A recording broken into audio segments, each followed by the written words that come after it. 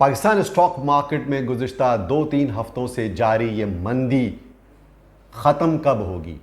क्या मार्केट दोबारा रिबाउंड करेगी या मार्केट मज़ीद नीचे जाएगी? स्टॉक मार्केट का टेक्निकल एनालिसिस क्या कहता है और टेक्निकली मार्केट किस लेवल के ऊपर है और क्या सपोर्ट्स एंड रेजिस्टेंस लेवल्स हैं? स्टॉक मार्केट के लिए पाकिस्तानी मईशत में बड़ी अच्छी खबरें हैं, लेकिन उसके बावजूद मार्केट बाउंस बैक नहीं कर रही, बल्कि वॉल्यूम्स ख़त्म होते जा रहे हैं मार्केट के अंदर और सरमायाकार मोहतात है।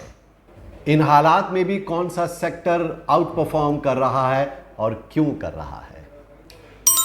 पाकिस्तानी मईशत को दरपेश चैलेंजेस और पाकिस्तान की स्टॉक मार्केट का हाल अहवाल जानने के लिए अगर आपने मेरा चैनल अभी तक सब्सक्राइब नहीं किया तो काइंडली उसे सब्सक्राइब कर दीजिएगा और बेल आइकॉन को ज़रूर प्रेस कर दीजिएगा ताकि आपके पास मेरी वीडियोस की नोटिफिकेशन आती रहे।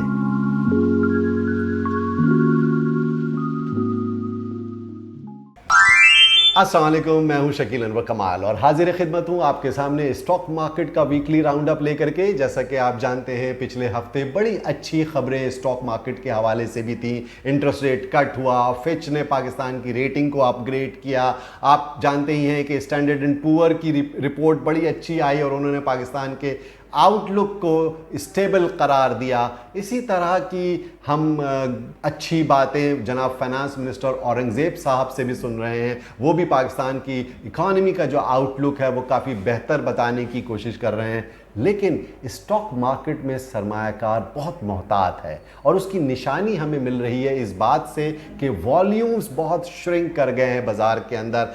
कहाँ मार्केट में 40-45 करोड़ शेयर का एवरेज वॉल्यूम हुआ करता था, अब 25 से 30 करोड़ शेयर्स का एवरेज वॉल्यूम हो गया है। मार्केट गुज़िश्ता हफ्तों में आप जानते ही हैं कि 82,000 का जो उसने टॉप बनाया था वहां से मार्केट 78,000 से 79,000 के अराउंड हूवर कर रही है और मार्केट लोअर लेवल्स के ऊपर मार्केट में जो भी स्पाइक आती है वो एक्चुअली शॉर्ट कवरिंग नजर आती है क्योंकि अपर लेवल पे मार्केट सस्टेन नहीं कर पाती। जब तक 79,400 के ऊपर मार्केट सस्टेन नहीं करेगी हम नए चैनल में दाखिल नहीं होते हुए नजर आ रहे हैं और टेक्निकली बाजार बुलिश जोन में नहीं दाखिल हो सकेगी। जब तक मार्केट 78,800 के नीचे रहेगी या यही सपोर्ट लेवल रहेगा तो मार्केट इसी अराउंड में हूवर करती रहेगी।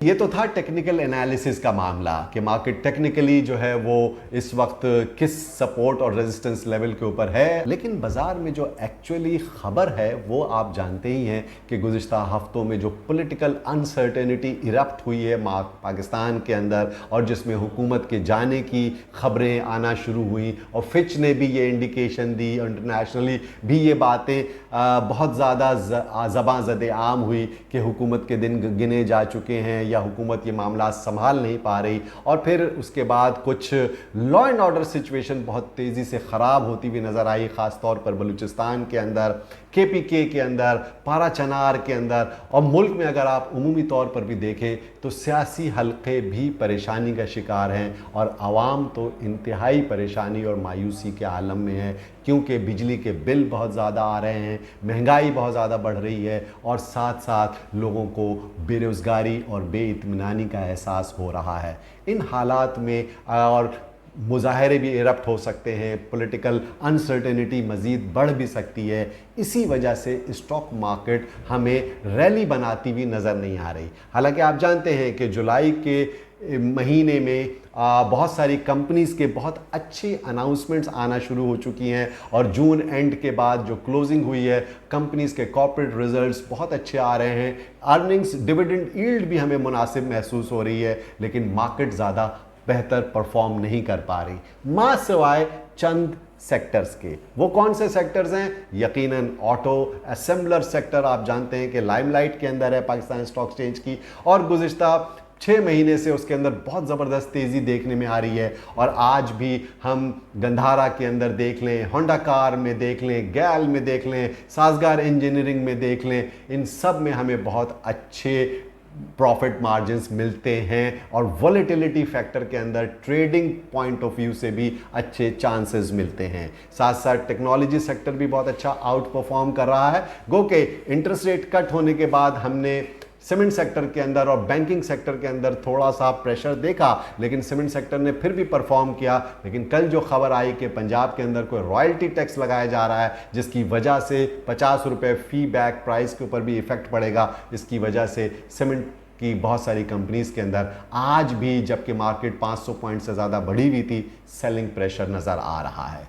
कुछ कंपनीज इसमें आउट परफॉर्म करती हुई नज़र आ रही हैं, लाइक टॉम सीएल जो कि बहुत अच्छा परफॉर्म कर रहा है और इसके बारे में एक अलग से मैंने वीडियो भी बनाई है, वो ज़रूर देखिएगा। 2 अगस्त फ्राइडे को आज जो मार्केट क्लोज हुई है वो 78,255 पे क्लोज हुई है और तकरीबन 500 पॉइंट की तेज़ी तो हुई है, लेकिन आज हमें कुछ वॉल्यूम्स में इजाफा नज़र आया है और तकरीबन 44 करोड़ शेयर से ज़्यादा का काम हमने स्टॉक मार्केट के अंदर देखा, which is a very good sign, जिसके बाद हमें लगता है कि थोड़ी सी मार्केट और बेहतर परफॉर्म करेगी नेक्स्ट वीक में। लेकिन याद रखिएगा कि टेक्निकली अगर मार्केट 78,800 के ऊपर ट्रेड करती है तो हम इसको किसी चैनल में, पुलिस चैनल में दोबारा देख सकेंगे। अब तक, उस वक्त तक आप एक डे ट्रेड का रुझान रहेगा मार्केट के अंदर और मार्केट ज़रा भी स्पाइक आएगा तो बाजार के अंदर सेलिंग प्रेशर भी आ सकता है। लेकिन लोअर लेवल के ऊपर आपको अच्छे चांसेस मिलेंगे बार्गेन हंटिंग करने के लिए and you should definitely buy on dips. साथ साथ हमें इंटरनेशनल इवेंट्स पर भी नज़र रखने की ज़रूरत है। हमास के सदर इस्माइल हानिया का जो शहादत हुई है पिछले हफ्ते ईरान में,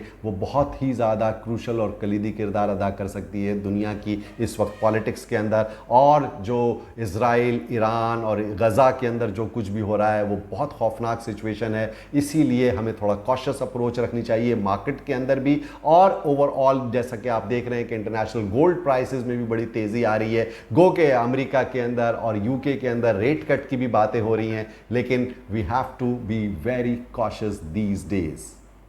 आप सबका बहुत बहुत शुक्रिया।